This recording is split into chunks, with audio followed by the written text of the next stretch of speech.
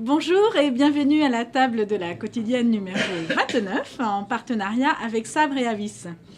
Aujourd'hui, nous vous proposons une édition spéciale consacrée au renouveau de la Tunisie. Et pour en débattre, j'ai le plaisir d'accueillir autour de cette table Hamza Louati. Vous êtes directeur général France de Tunisair. Je vous souhaite la bienvenue autour de cette table. Merci. Richard Soubiel. Alors, est-il nécessaire de le présenter? Vice-président des entreprises du voyage. Bonjour Richard. Bonjour. Hakim Tounsi. Bonjour. Hakim, directeur général d'Authentique International, tour opérateur spécialiste sur la Tunisie. Totalement. Et enfin, Sami Garbi, vous êtes directeur de l'ONTT, l'Office national du tourisme de Tunisie, et nouvellement nommé en poste à Paris, donc nous vous souhaitons la bienvenue. Et à tout nouveau, la première parole, si je peux me permettre de dire. Vous allez donc commencer à nous parler de ce renouveau de la Tunisie, quelles sont les perspectives et sur quoi cette reprise est-elle fondée?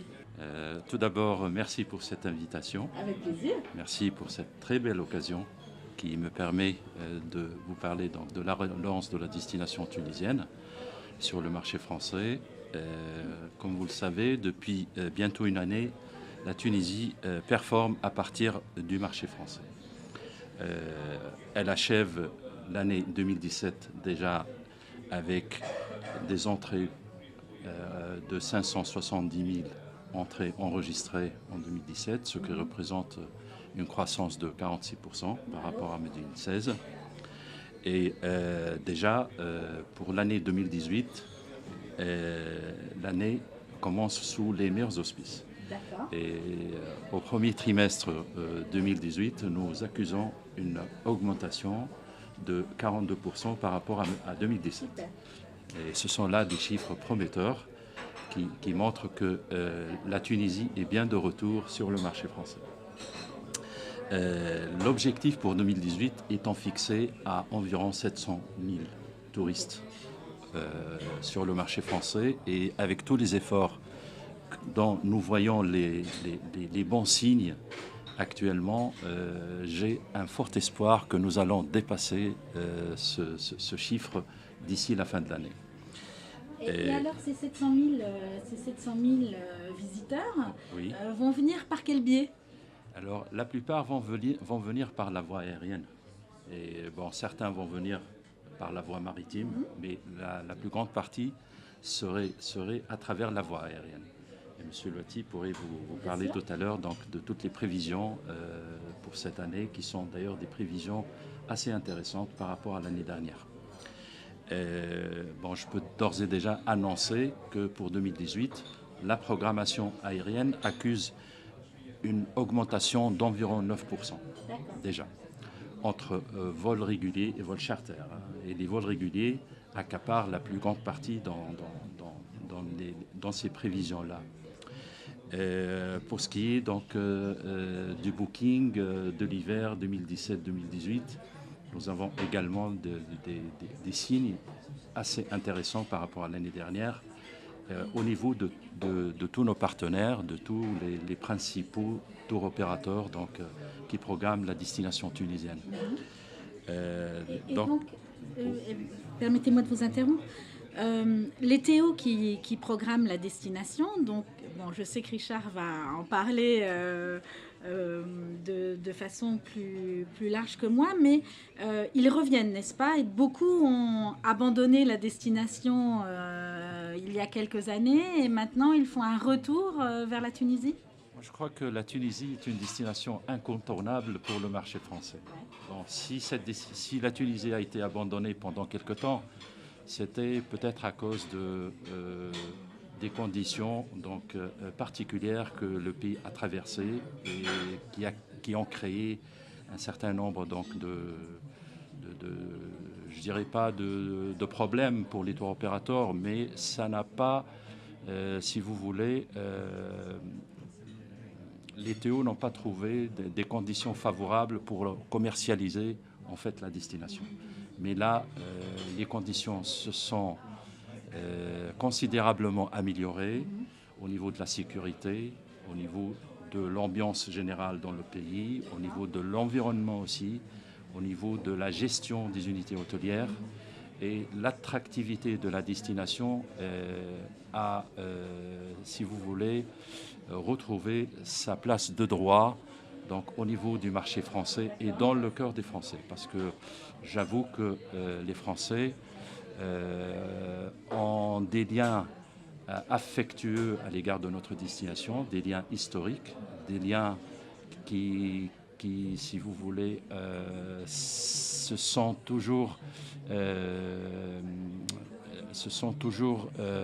qui ont toujours montré ça à travers leur visite, à travers le fait qu'ils étaient déjà en 2010, ils étaient très très nombreux.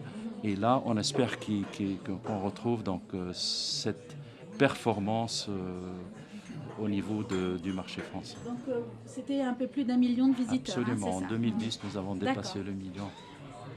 Hakim, tu partages en tant que Théo cet espoir? Bien sûr, je partage l'espoir, mais bon, moi, quand je parle de la Tunisie, je n'en parle jamais globalement, parce que le marché il est segmenté. Et aussi dans l'analyse, j'aime bien parler de la Tunisie d'avant 2010, du tourisme tunisien d'avant 2010, qui était déjà un tourisme en essoufflement.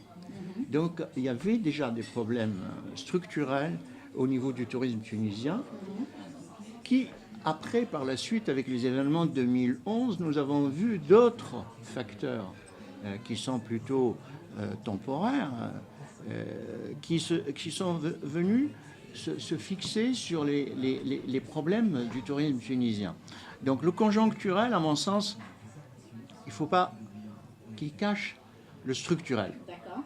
Le conjoncturel, aujourd'hui, c'est vrai, avec les améliorations indéniables de la sécurité, de l'ambiance, etc., nous sommes en train de lever ces problèmes-là. C'est une réalité. Mais entre-temps, la vie ne s'est pas arrêtée en 7 ans. La concentration internationale a continué. La distribution a pris d'autres auteurs, d'autres voies par l'Internet, par la technologie, le digital. Est-ce que la Tunisie, déjà, a pensé à revoir son produit touristique pour tenir compte des recommandations de la Banque mondiale 2006, des plusieurs études qui ont été faites pour demander aux Tunisiens de revenir sur la demande du marché, de ne pas trop s'écarter de cette demande. Ça, c'est un chantier qui a peut-être été un petit peu mis de côté vu la gravité de la situation conjoncturelle. Mais aujourd'hui, il ne faut pas que l'arbre cache la forêt. Donc il y a une reprise, mais qu'est-ce que nous allons faire de cette reprise? C'est ça ce qui est intéressant.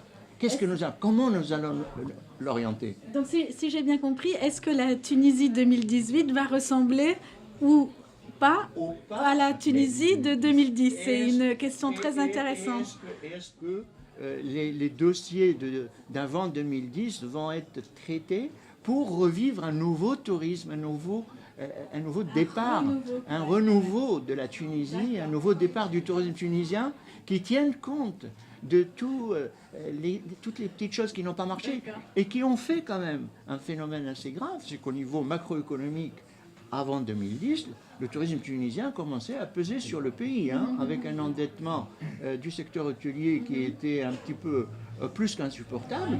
Et donc tout ce modèle, aujourd'hui, c'est le moment ou jamais de le repenser pour que la reprise et le renouveau prennent la bonne direction. D'accord.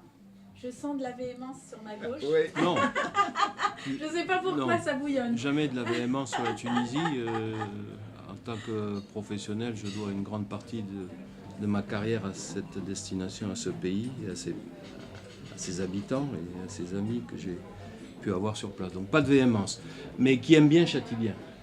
Et justement, on ne peut que se féliciter aujourd'hui de la reprise. Si je parle d'entreprise de voyage, qui a été le partenaire exemplaire de la crise, puisque dès le début de cette crise, nous avons, avec les autorités tunisiennes, affiché une volonté tenace de minimiser, si tant est que ça puisse être possible, les effets collatéraux. Bon, il y a eu un temps de crise, mais comme le souligne bien Hakim, il y avait en même temps, conjoncturellement, un effondrement économique ou une difficulté passagère en France très forte, qui fait que ce pays qui avait été orienté plutôt vers ce qu'on appelle le tourisme de masse, le mass market, avec des couches sociales qui n'avaient pas forcément toujours les moyens d'accéder aux vacances et à qui on a procuré des solutions tarifaires exceptionnelles, s'est trouvé en porte-à-faux, puisqu'elle ne pouvait plus économiquement y faire face, donc a dû renoncer. Et ça s'est cumulé justement à des prévisions qui avaient été faites, orientées politiquement, marcher à rythme forcé pour créer un effet de stimulation. Bon, toute cette conjoncture s'est concentrée, le point d'orgue ayant été l'insécurité, qui a été contrebalancée ensuite, il faut bien le dire, par une insécurité nationale ici en France. Et on a compris que ce mal qui touchait la Tunisie touchait tous les pays, et que globalement, on pouvait capitaliser sur un fonds d'amitié, un fonds de solidarité, et en même temps un besoin de Tunisie. Pourquoi ? Parce qu'on est en face d'une population française qui y a grandi en vacances. Alors ça a commencé dans les années 70, correctement organisé, et jusqu'aux années 2000, on a vu des personnes qui étaient enfants ou très jeunes enfants qui accompagnaient leurs parents. On a vu ces parents vieillir qui sont devenus des seniors. On a vu ces seniors fréquenter la destination dans les basses saisons et se lier d'amitié sincère et loyale avec la population, les travailleurs des hôtels, les populations qui travaillent, les commerçants sur place, et qui ont su répondre toujours d'une façon positive en tempérant les excès des médias. Bien sûr, le média fait de l'actualité, c'est une chose, mais le réalisme et le bon sens populaire, c'est autre chose. On était bien en Tunisie, c'est pas tout à fait comme ça. On a une expérience, on a un vécu, on a des amis, on peut y revenir, on est rassuré. Et au plus fort de toutes les crises sécuritaires et de guerre, je vous rappelle, par exemple, on tremblait pour la destination de Djerba lorsque il y avait ces problèmes en Libye, c'était la guerre en Libye. Eh bien, les premiers qui ont défendu la destination, les premiers qui ont marqué leur confiance à la destination, c'était nos seniors. Ils sont revenus malgré tout, même avec le mouvement militaire, les avions militaires qui se posaient sur l'aéroport de Djerba, les mouvements de troupes qui étaient après les mouvements impressionnants des plateformes pétrolières, des relèves de plateformes pétrolières, les 747, des Coréens, des Asiatiques qui venaient travailler en Libye. Là, on voyait tout le processus militaire. Les gens n'ont jamais eu peur. Les gens ont dit ok, ça se passe là-bas, mais pour autant, nous, là, à côté, à proximité, Hamdi, Mohamed, Fatima, les autres, on est chez nous. On est chez nous. Et c'est peut-être ça aussi qui est à retenir. On est chez nous. Ça veut dire quoi ? Ça veut dire que la Tunisie a été le prolongement de la France, naturel. On est chez nous. On prend notre valise, on prend l'avion, on va au même titre que... C'est vrai pour les seniors qui passent de nombreuses semaines. Pour tous les Français, on est chez nous, c'est quoi ? C'est un sentiment que la Tunisie n'est pas dissociée. On va en vacances, bon, on est de la Creuse, on va au bord de la mer, on va en Tunisie. On doit apprendre à considérer objectivement que la Tunisie est un pays étranger. Tout à fait. Et faire en sorte que... Richard, moi j'aimerais bien faire une petite précision au niveau de ce terme orientation de la Tunisie vers le tourisme de masse. Vas-y. Oui, parce que d'abord c'est un terme péjoratif. Vous intervenez quand vous voulez, parce Bien, qu'autrement ouais. on n'arrivera pas à les couper les deux. D'abord, je trouve que le terme péjoratif, et en plus il est faux. Parce que la Tunisie n'a jamais, puisque j'ai été de l'autre côté de la barrière, j'ai travaillé donc avec l'administration tunisienne, la Tunisie n'a jamais décidé d'orienter son tourisme vers le tourisme de masse. Alors comment ça s'est passé? Alors, Parce comment que ça s'est passé? Comment ça s'est avéré, quoi. La Tunisie, C'est vrai. la Tunisie, après la Grèce et l'Espagne, a été un pays pionnier dans le développement du tourisme autour du bassin méditerranéen. Ah, Et donc, les premières vagues de touristes émanant d'Europe se sont dirigées vers la Tunisie, et la Tunisie, grâce à la qualité de son produit, a fait venir la masse. Il y a une nuance. Le succès de la Tunisie était tel que c'était devenu une destination de masse. Parce que les gens, ils avaient l'alternative d'aller en Grèce, ils avaient l'alternative d'aller en Espagne, mais pas en Afrique du Nord, pas dans ces pays-là.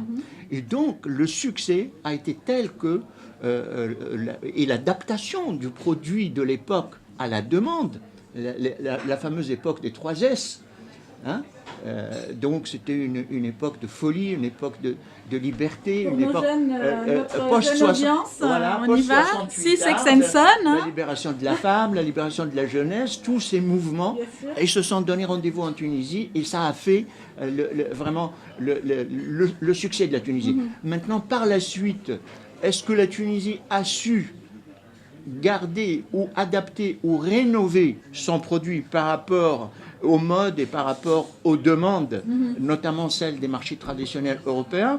That's the question. C'est ça la Alors, question. justement, Samy, j'aimerais avoir votre point de vue là-dessus. Comment, à travers ces années de vache maigre, il faut le dire, l'hôtellerie tunisienne s'est-elle transformée pour accueillir de nouvelles clientèles, qu'elles soient de nouveaux horizons géographiques ou bien alors générationnels? Les millennials, que vont-ils trouver en Tunisie?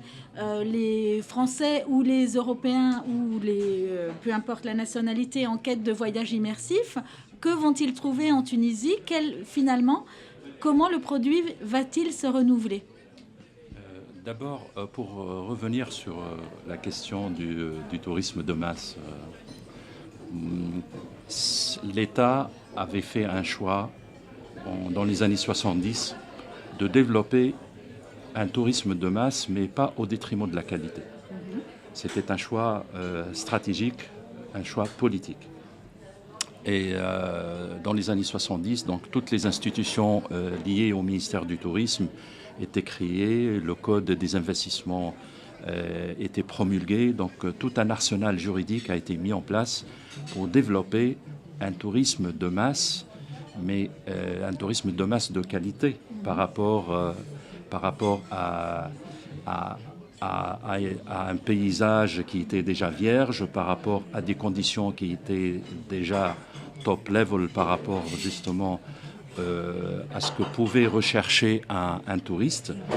Mais peut-être que le tourisme de masse, à travers les années passées, a pris une autre dimension. C'est-à-dire, c'est devenu un terme lié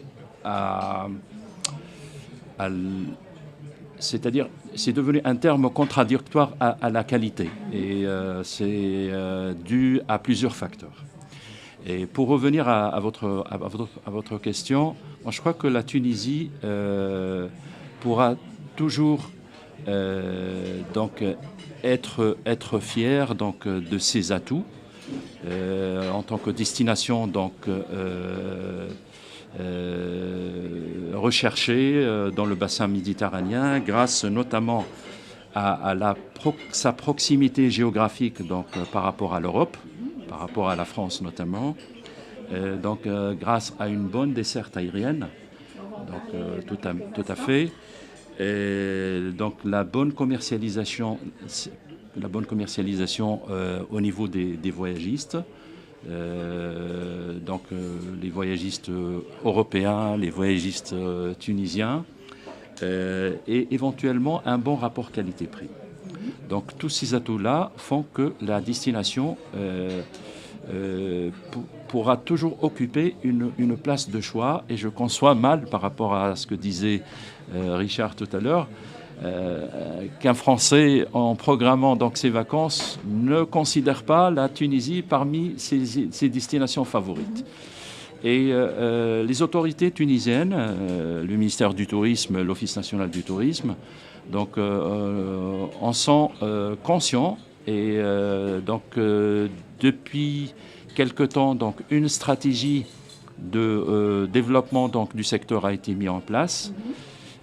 À travers donc, cette stratégie, en 2017, le ministère donc, a organisé les assises du tourisme tunisien.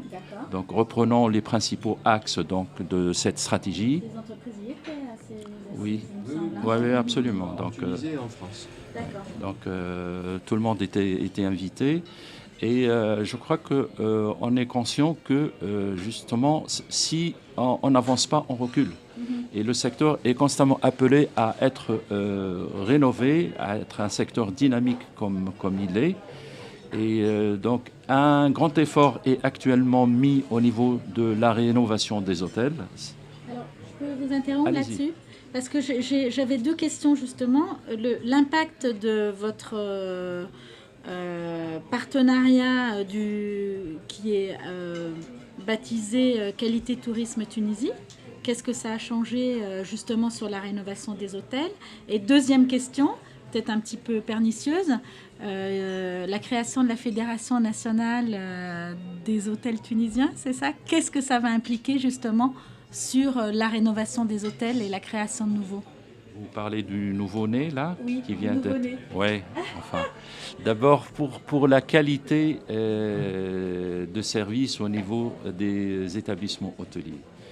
Depuis déjà quelques années, le ministère du Tourisme a mis en place un plan de mise à niveau des hôtels.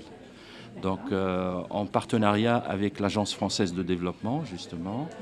Et ça a donné des résultats assez satisfaisants au niveau donc, de la qualité du physique, mais surtout la qualité des prestations offertes dans les institutions.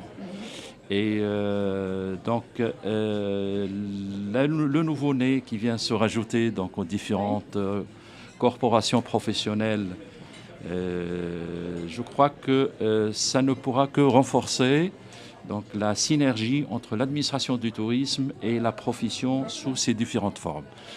Tant que les corporations professionnelles sont aussi dynamiques, aussi bienveillante à l'égard du secteur, l'administration ne pourra qu'être omniprésente et constamment donc, à l'écoute pour répondre à tous les besoins que la profession aura évoqués. D'accord. Et est-ce qu'on est dans la même synergie au niveau de l'aérien? Tout à fait. Donc, on ne peut qu'être dans cette même synergie. Donc, d'abord par rapport au tourisme d'une manière générale. Donc Tunisair, dans son modèle économique, donc elle a toujours accordé une place prépondérante au tourisme. Donc c'est toujours avec ce mixte donc, ethnique, touristique, loisirs et affaires. Et on sait pertinemment que le touristique représente un volume assez important donc, dans le trafic de Tunisair. Il y a un chiffre qui a été cité récemment. Donc, depuis sa création, Tunisair, en 1948, on a transporté 120 millions de passagers, dont 80 millions de touristes. Donc, pour dire l'importance du trafic touristique dans le modèle de Tunisair. Pour revenir à la France, là aussi, donc, la France, le marché français en lui-même, c'est un marché très important, donc, qui consolide ce qu'on disait depuis tout à l'heure donc, par rapport à ces liens entre la France et la Tunisie. Tunisair, en termes de trafic, la France, le marché France contribue à raison de 40%, si ce n'est plus, dans le volume d'affaires et pour le trafic de Tunisair.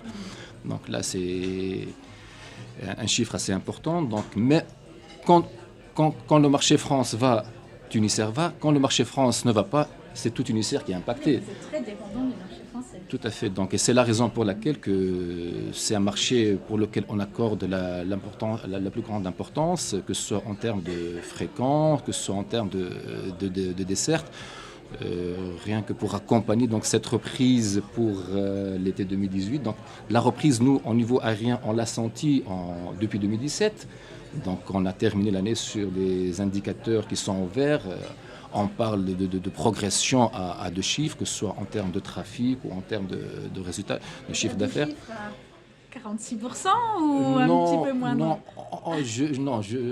en termes de trafic, on est à plus 17%, en termes d'année sur plus 17%, et en termes de recettes à plus 29%. Et c'est des tendances qui vont continuer sur 2018, parce qu'on continuera donc à progresser en 2018, que ce soit en termes de trafic ou en termes de chiffre d'affaires. En termes de capacité de production, donc on a rajouté une production additionnelle au départ de la France, principalement vers Djerba et Monastir, donc les deux destinations touristiques phares. Et donc tout cela, c'est pour accompagner cette reprise qui n'est plus incertaine, mais qui est devenue confirmée et à laquelle on adhère. Et est-ce que ça, c'est confirmé par les chiffres des entreprises de Les voyage? chiffres sont tous orientés à la hausse, dans le même sens, mais pour autant, c'est déjà dans le rétroviseur. Je pense que quand on est dans ce métier, le tourisme a une caractéristique, c'est la prospective. Et on travaille toujours avec une saison d'avance. Il est évident que pour sortir une collection, il faut déjà avoir des certitudes, avoir un peu d'imagination et beaucoup de volonté. Lorsque l'on a vu la reprise du marché tunisien, on ne pouvait que s'en féliciter. Je reviens un peu en arrière parce que, je dois le dire, et c'est très égoïste, et on a milité pour ça en tant que professionnel du voyage, c'est le premier prix de la Méditerranée, et ça manquait d'une façon drastique à l'industrie française. On avait Le prix d'appel, tu veux dire. le prix, pas que le prix d'appel, le rapport qualité-prix que rappelait Samy tout à l'heure, bon, il est en Tunisie. Quand on offre du balnéaire à de bonnes conditions de séjour avec un rapport qualité-prix satisfaisant, dans un environnement sécurisé, convenant aussi à la clientèle, alors au-delà de l'environnement sécurisé, c'est l'environnement immédiat des établissements, ainsi de suite, dans une francophonie qui, ma foi, est quand même un argument aussi important, d'être compris et se faire comprendre, on n'avait plus, on a perdu, et il fallait reprendre la main. Et tant mieux que la Tunisie soit revenue, parce que ça libère les professionnels français. Ils ont au moins en stock quelque part quelque chose à vendre d'accessible au budget des vacances de nos concitoyens. Et deuxièmement, maintenant, c'est plutôt de savoir comment on va pouvoir administrer correctement cette reprise. La première tendance étant de dire est-ce qu'il y aura suffisamment de place pour répondre à la demande? Est-ce qu'on a profilé le transport de façon à ce qu'on ne se retrouve pas en situation de refus de vente? Bien sûr. Là, maintenant, parce que c'est maintenant. La clé de cette saison 2018, c'est là. On est en vacances de Pâques. Les Français sont partis nombreux en Tunisie. Ils tentent une expérience de retour. Dans quelques jours, il va y avoir le bilan. Le bilan d'un séjour qui est principalement un séjour famille. On en parlait tout à l'heure, il fait très beau. Bon, déjà, facteur climatique reconnu. Balnéarité confirmée. Troisièmement, satisfaction produit. On a été bien reçus, on a bien mangé, c'était correct, l'animation était agréable. Et ma foi, on n'a pas eu de soucis, on est rentré, on est parti, c'était à peu près à l'heure et tout. C'était des bonnes vacances. C'est un site à repartir à d'autres gens. Qu'est-ce que c'est? Je rentre chez moi, j'en parle autour de moi, je reviens à mon agence de voyage, je lui dis en définitive, j'ai fait un bon choix, merci de m'avoir éclairé. Hop, je préconise et je redeviens un acteur, un consommateur dans le marché pour entrer. Mais si en face de cette recrudescence de demande, on a des difficultés à trouver des solutions, là, on va être dans difficulté. Alors, ce qui m'amène au point de l'Open Sky, qu'est-ce que ça va changer justement sur la disponibilité aérienne pour la Tunisie? Donc pour enchaîner par rapport à ce que vous dites, certes, il y a une reprise du marché français, mais il n'y a pas que le marché français qui reprend. Pratiquement tous les marchés reprennent. Et là, c'est l'équation à laquelle nos programmeurs n'arrêtent pas de chercher pour trouver la solution. Comment satisfaire toutes les demandes qui se faufilent sur le marché. On sait très bien que la flotte de Tunisair n'est pas une très grande flotte. C'est une flotte qui actuellement, on a 28 appareils. Et donc, pour faire face à cette demande, que ce soit du marché français, principalement du marché français et aussi des autres marchés, donc Tunisair procédera à des affrètements. Donc, on a toujours fait ça, mais cette année, donc, on va le faire d'une manière assez soutenue. Donc, on affrètera des gros porteurs donc, pour couvrir, entre autres, les demandes, que ce soit récurrentes ou les demandes additionnelles. Autre chose, pour enchaîner par rapport à la demande et aussi au low cost, Normalement, Tunisair, elle achève son plan de flotte. Et dans ce plan de flotte, il devrait y avoir 5 avions à se faire livrer. Ces avions devaient être livrés entre 2021 et 2022. Mais vu la demande et la reprise, donc Tunisair s'est mise donc, avec le constructeur pour avancer les dates de livraison. Donc normalement, à part les affrètements, à partir en anticipation pour l'été prochain, on avancera les livraisons de 2 A320. Donc on aura 2 A320 qu'on se fera livrer en 2019. Et les 3 autres seront livrés en 2020. Donc là, on avance de 2 années les livraisons des avions pour faire face un peu à cette demande additionnelle. Merci à tous de nous avoir suivis et au prochain numéro pour de nouvelles aventures.